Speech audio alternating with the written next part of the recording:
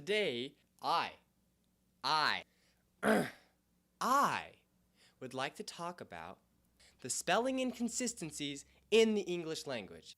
Baconbot. Whoa. If you've been an English speaker for any length of time, you know that there are a lot of them. Good morning, class. Today we are going to talk about the letter A. The letter A can make many different sounds. A, O, A, I. Basically, the letter A can make the sounds of every other vowel. You know how much time we would save if letters actually kept the sounds that they were made for? Think about all the time that is wasted when you learn to read. You aren't just learning one set of rules, you are learning piles and piles and piles of rules. Think about all the time wasted mispronouncing words and having to reread them because they're not spelled like you were taught. And all the times you felt like an idiot because you mispronounced a word that isn't even spelled in a naturally human way. Think of all the bad grades that get handed out every single year because a kid doesn't know how to spell in 20 different languages that all got put into a blender and made a frickin' smoothie. I mean, honestly, deciphering a word's pronunciation is like code breaking. Back in World War II, if we didn't have English speakers working to crack the enigma, Germany might have won the war. I mean, seriously, every single one of us should have a degree in cryptology mounted on our wall. Our language is so difficult that we hold huge competitions to see who can drink the most of our hypothetical smoothie. Don't drink the Kool-Aid. And what's with all the unnecessary letters in our alphabet? Today, we are going to talk about the letter X.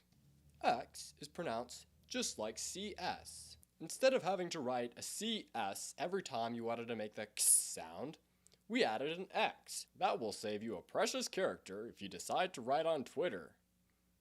Seriously, we added X in the alphabet just for Twitter. I mean, really, what do we need Q, C, and K for? They all do basically the same thing. So we have like 3 letters in the alphabet that we don't need at all. Why don't we use one for TH? It's like T and an H does not make the. In NG, we could use a letter for NG. Why does C sound like an S sometimes? Why aren't more words spelled with Z? We pronounce a lot of words with Z.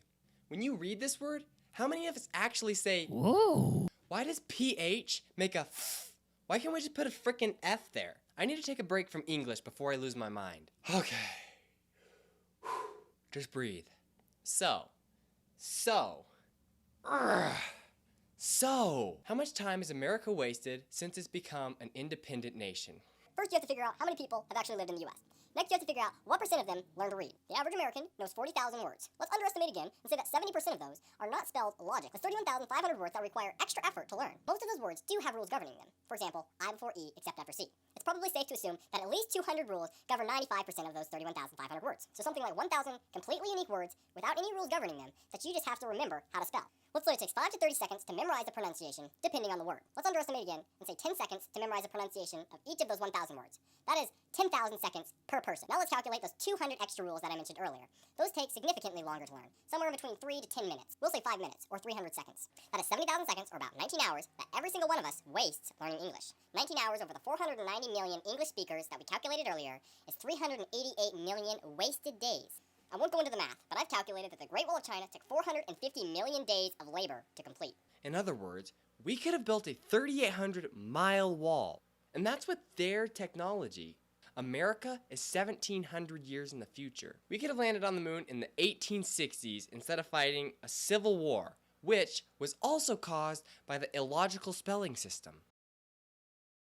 Think of the space exploration we'd be doing today. We'd be sending probes to new solar systems. We'd have nanobots swimming through our veins right now, reprogramming our DNA. We'd be playing Minecraft in our minds. It'd be so amazing to live through that era. If only they would have made the sacrifice to switch to a more logical spelling system. Now the responsibility falls upon us. We have to be the ones to make that hard decision because generations to come will prosper from that one sacrifice. please join me and stand up against poor language. Thank you for watching and for putting up with the frustrations I feel when I look at English.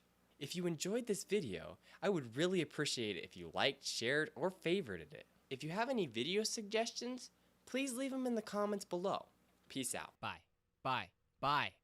Bye. Metric and imperial systems of measurement. Let's switch to metric and let's save time, save money, and let's conquer the world. It's like you'd be dead. Your head wouldn't even exist anymore.